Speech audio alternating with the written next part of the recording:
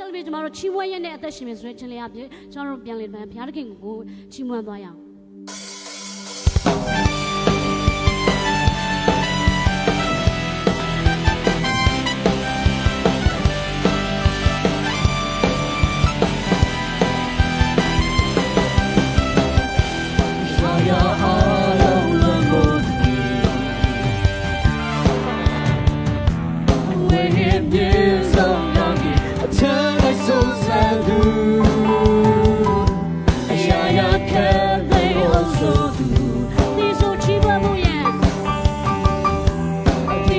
起码不言，太感受培养，情话语言的是美，情话语言的是美，情话语言的是美，情话语言的是美，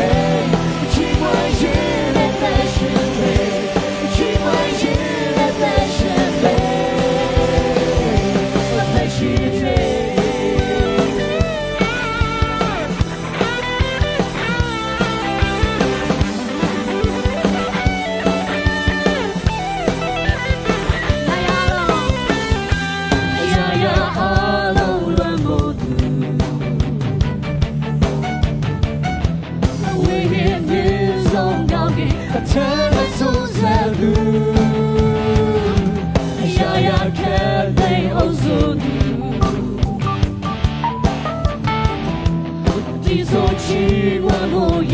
太感受培养。